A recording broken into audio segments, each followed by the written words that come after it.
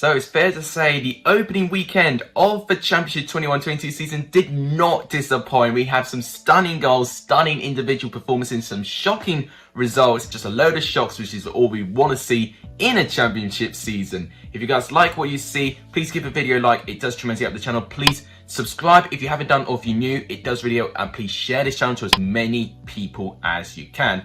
Before I move on, this is what the prediction league looks like after game week 1. It's underway, and it is JR 2010 who's taken the lead. Johnny Burrow very close behind. I myself find myself in 7th place, so I've not done an amazing start. And this is what the Gaffr league looks like as well. I'm in 2nd place at the moment, but Charlie Brown is 1st place and doing very, very well in that first game week. But without any further ado, let's review what went on in the Championship match day 1.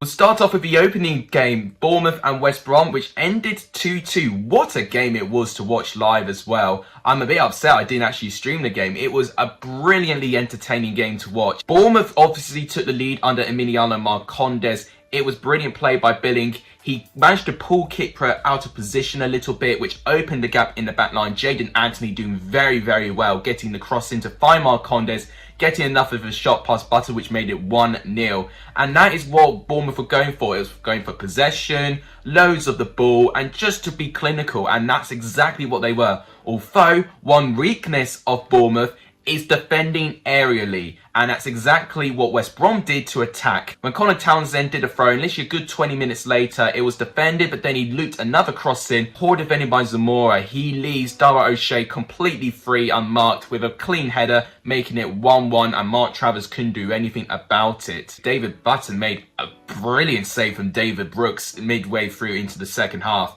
And it actually turned out to be an equal game, and Bournemouth took the lead again from Philip Billing.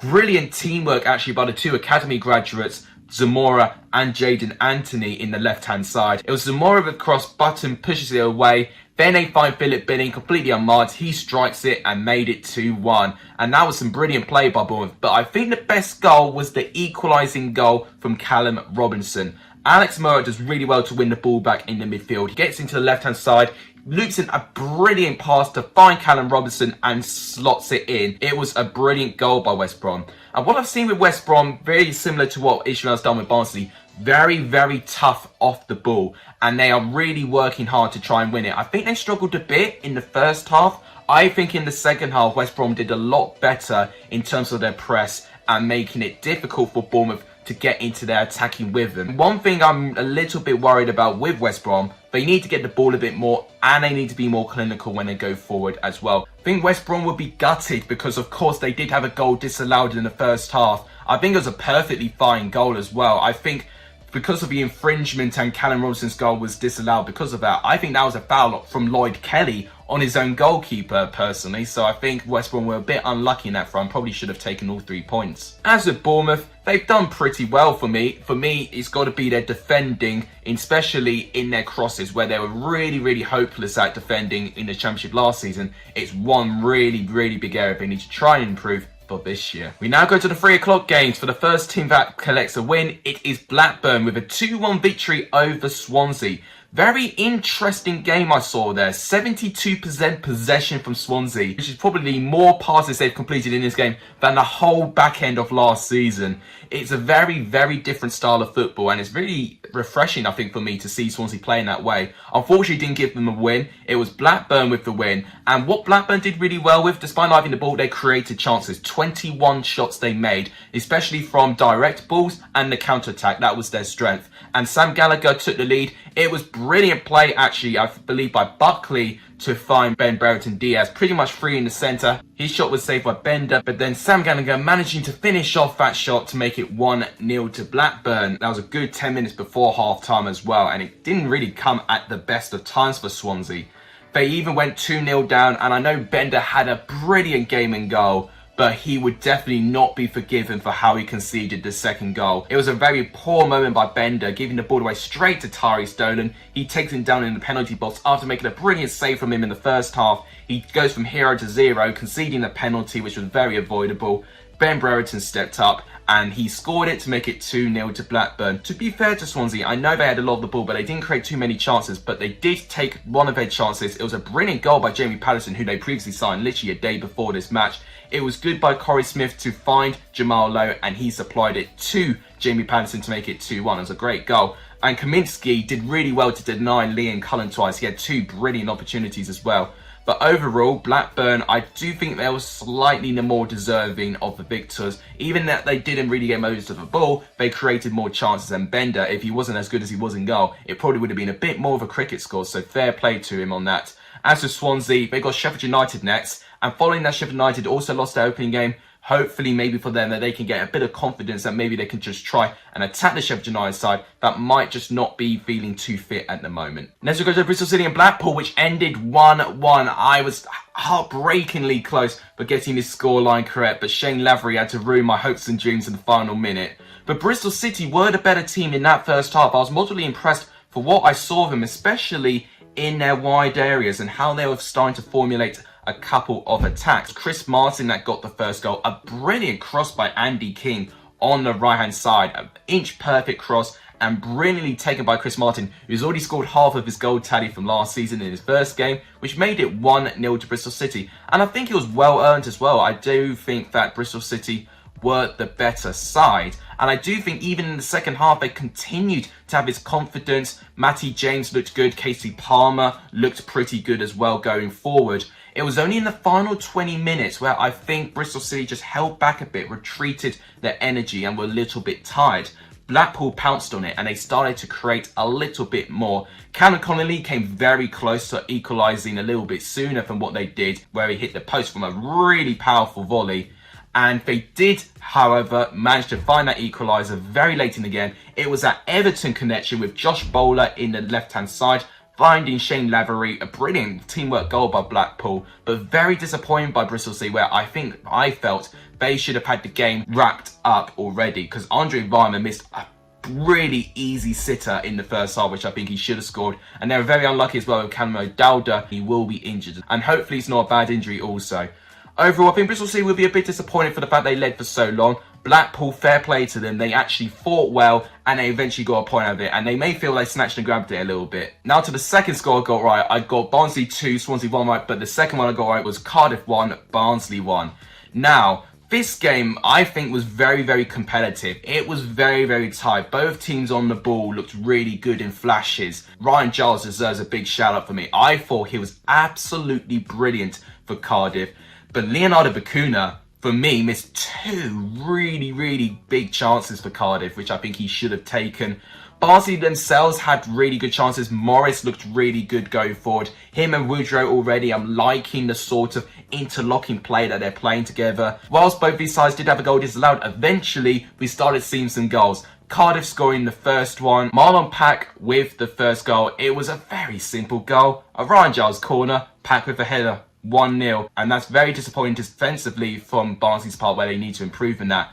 But fair play to them. 15 minutes later, they equalised. A really good long pass by Josh Benson, cutting through that whole Cardiff back line. And what a touch by Toby Sibic, who runs pretty much half of the pitch, scores on his own. It's a brilliant goal to take it past Dylan Phillips, and that made it 1-1. Overall, it was a brilliant game to watch, and I think both these sides will be up there in the Championship. I've been really impressed for what I've seen with both of them. A bit similar to West Brom and Bournemouth. I've both been really impressed for what I've seen, and I think all 4 of them should be up there if they can get their consistency. And then we find Derby managing to steal a point from Huddersfield. It ended 1-1. I think that's probably a little bit harsh for me. I think Derby, to be fair to them, did quite well. It was 50-50 possession. And I think especially in the first half, I think Derby were the better team. Now, Huddersfield were unfortunate. They did have Carlos Corberán and 4 first-team players being hit from COVID just before this game. So their squad was substantially a little bit weaker.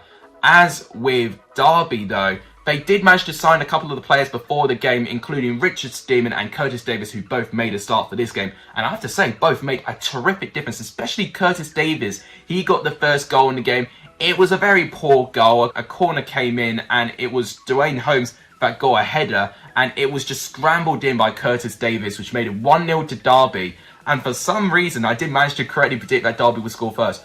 But very disappointingly for Derby, they couldn't go into half-time with the win because a brilliant free kick by Sorba Thomas finds Naby Sarr completely unmarked. Poor defending on Derby's part. He gets the header into the net, past Kelly Roos to make it 1-1. Now, overall in that second half, I think it was Huddersfield who were the better team. Oliver Turton was doing really, really well to try and create chances, especially down wide areas. But it was defended really well. Roos made a couple of great saves. He made a brilliant save from Fraser Campbell near the end of the game. It was a pretty close game overall. And hopefully we can see both these sides pick up their form later on in the season. I think Huddersfield will when they get their players recovered from COVID. But Derby, depending if they can sign any more players, maybe they are not quite dead and buried as most people think they are. Now go to Kenilworth Road and Luton Town, who beat Peterborough by 3-0.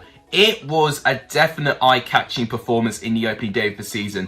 And a huge shout-out goes to Fred Onyedinma with 2 assists and 1 goal to his name in that game.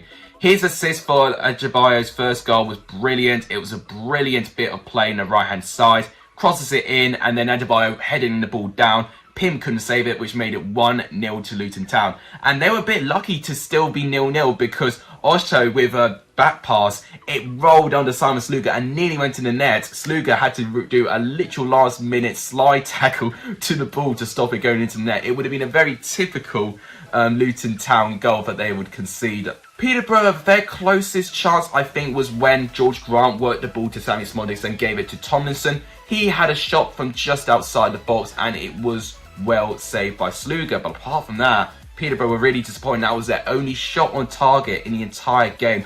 Luton, however, with 12 shots and 6 shots on target, 3 of those being goals. Cornick with the second one. Once again, a brilliant cross by Onyedinma, tucked in by Harry Cornick. And for the third goal, it was brilliant play by Onyedinma. It was a brilliant cross this time by James Bree in the right-hand side.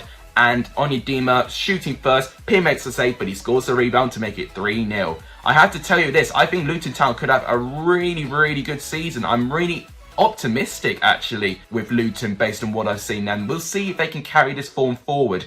As with Peterborough, bit pessimistic looking at this, and I really hope that they can recover and gain a bit of confidence with going forward, because I know their defence is going to be their kryptonite, and we've seen it just now.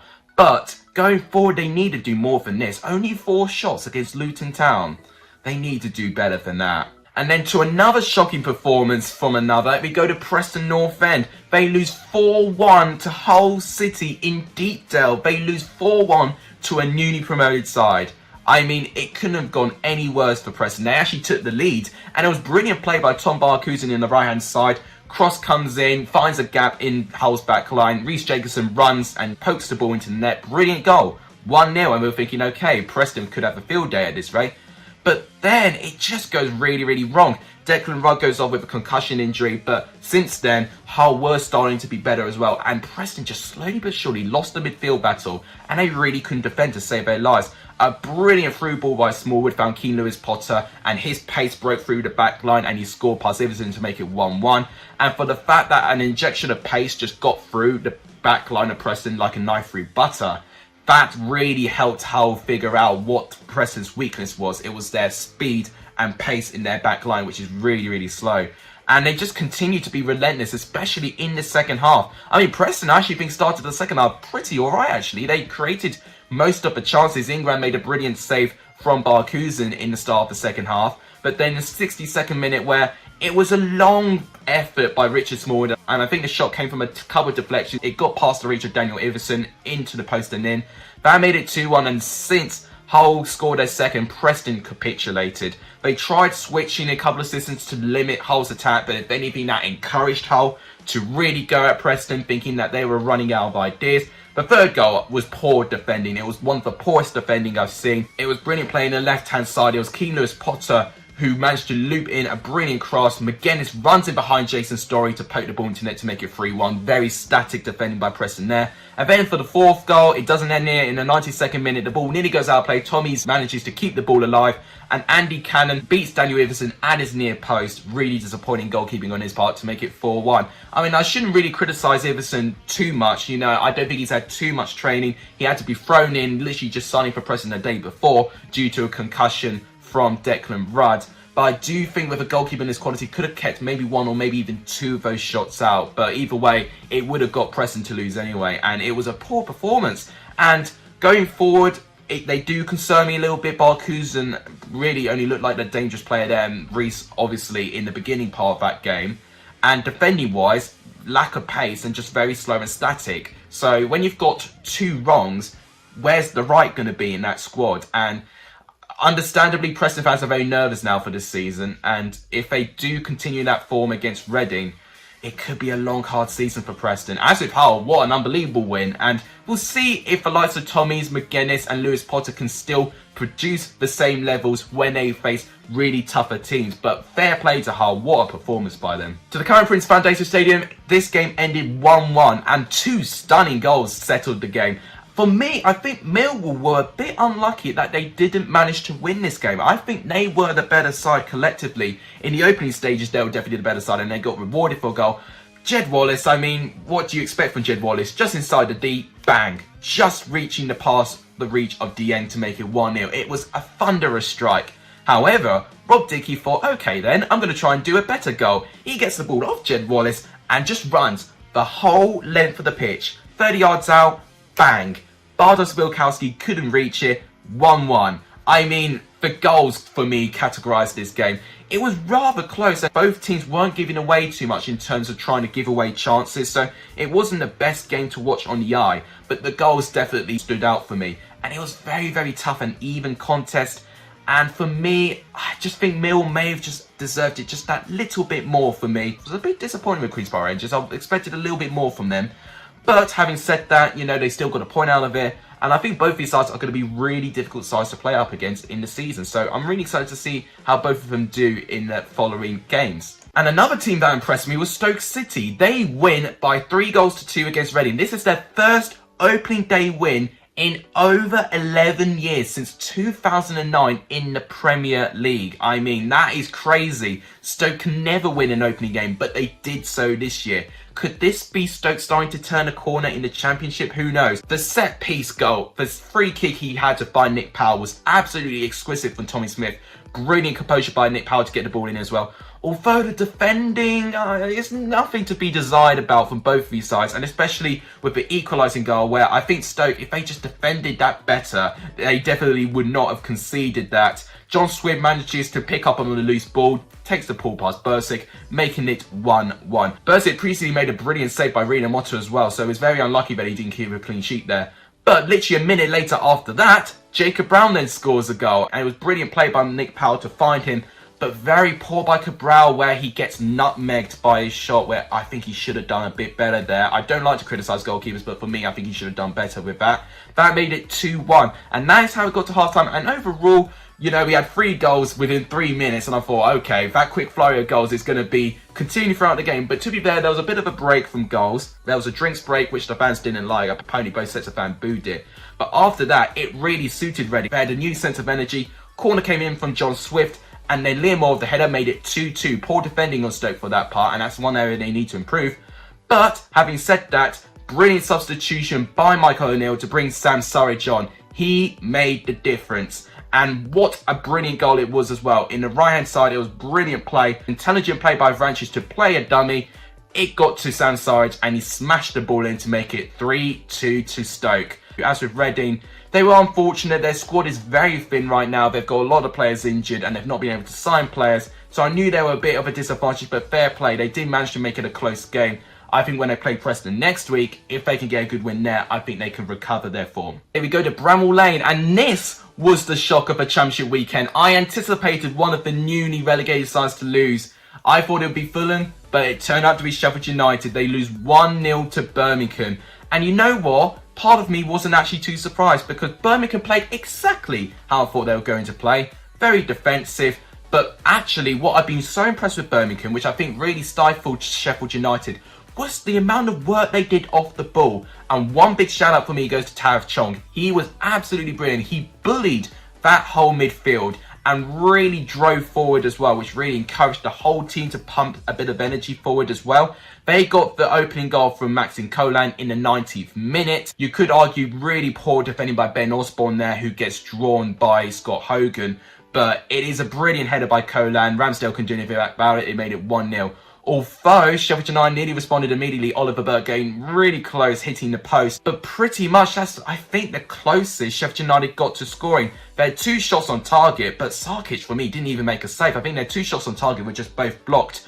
There was a controversial bit of moment as well. I think Sheffield United did have 2 pretty strong penalty claims that weren't given, including one which I thought was a certified deliberate handball, but apparently it wasn't given. Birmingham actually did have a goal disallowed, I think, by offside. But overall, while Sheffield United had a load of the ball, they just didn't do anything. Mousse, unfortunately, he got off injured, and for me, there was not enough people running forward. There was not enough red shirts in the box. Birmingham were organised, and that, I think, was really, really what was tough with Sheffield United's part. They were very organised, worked very hard off the ball, and overall just really, really outmuscled them. And I think Sheffield United lacked that fight. What they need to do now is to have that fire in their belly and to go for it again. And I should have seen this coming. They didn't have a really big preseason. Their squad has been hit with COVID as well. So I probably should have seen this sort of result coming, especially in the opening game for Sheffield United. But I did expect with the players that they got that they should do a bit better, and I think they should have, personally. Birmingham, though, brilliant start. Once again, winning an opening game by 1-0. They did it to Brentford last year. They did it to Sheffield United this year.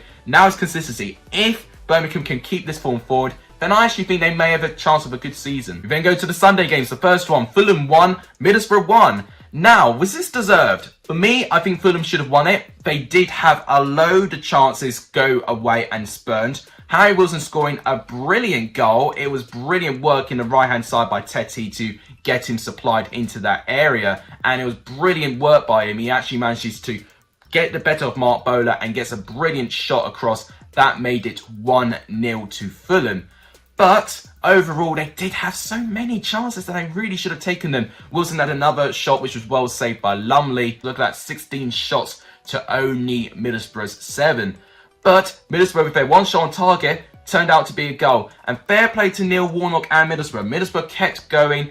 They were really struggling, I think, in the first half, and I think we're glad to hear the first whistle. In the second half, they still struggled a bit, but I think when Neil Warnock brought in a couple of substitutes on, where he brought on Jones, where he brought on Tavernier, I think both of them made a terrific difference. Tavernier especially was very well involved in the goal. He ran across that whole Fulham back line, sending the ball wide to Jones, who does very, very well. He gets the ball across, finding Mark Bowler. He scores the goal past Gazaniga, and that made it 1-1. And overall, Fulham found themselves in the back foot, and they really were, I think, holding on at the end of it, because I think Middlesbrough were really going for it and were using their championship experience to try and nick all 3 points. Overall, that didn't happen for both of them. It ended 1-1. For me, Fulham should have wrapped the game up by the first half. They had big chances. I think they should have definitely taken them.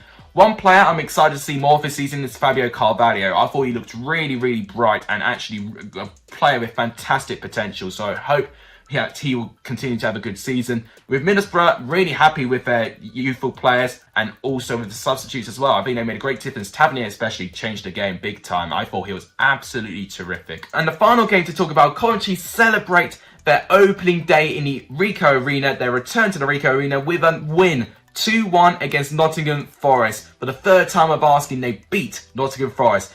And for a brief moment, I thought Forest were going to continue their great streak against Coventry. It was a brilliant pass by Mbeso to find Brennan Johnson. He gets past Dabo and he does fantastically well, Brennan Johnson, in the right-hand side. Really good, exquisite cross to find Lyle Taylor, getting in behind the defence. He manages to get the ball into net to make it 1-0 to Forest, and that is what the score was at half-time.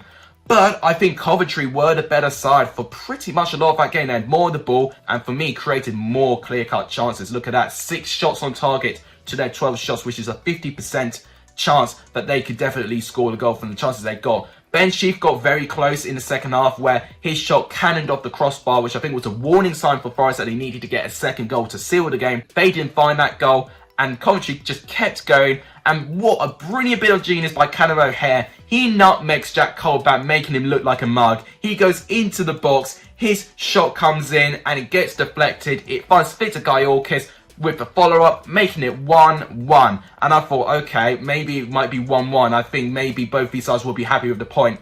Free kick was conceded right in the 96th minute. Very poor decision making by Forest to do that, because the free kick came in, panic stations were set, Dominic Hine with a shot, Samba made the save, and then Carl McFadden with the follow-up, just about getting past some Forest players and McKenna trying to stop it. It creeps into the net in the 96th minute to make it 2-1 to Coventry. What an unbelievable last minute goal that was. For the Coventry fans, they must have been absolutely ecstatic to see that team score 2 goals in the final 10 minutes of the game. What an unbelievable comeback by Coventry. Probably the best comeback I've seen in the Championship already for this season. With Forest, they'll be devastated they lost this. Still a lot of work needs to be done at the back, but also scoring goals. I think that's going to be a deciding factor if Forest can improve or not. They've got a capable enough manager. They just now need the squad to actually put the ball in the net. So that wraps up my review. Before we move on, let's look at what the table says. So Hull and Luton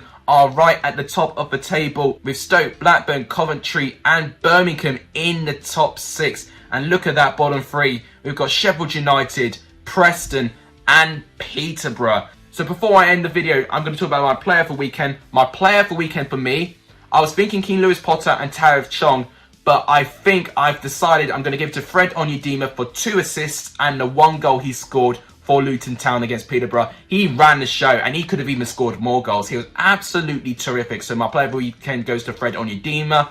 Goal of the weekend for me goes to Rob Dickey's solo goal against Millwall. And for result of the weekend for me goes to Hull City 4, Preston 1. What an unbelievable win for the Tigers. What I'm also going to do on the left-hand side of the screen right now is my score predictions for the Carabao Cup games involving a Championship side. I'm not going to talk through them.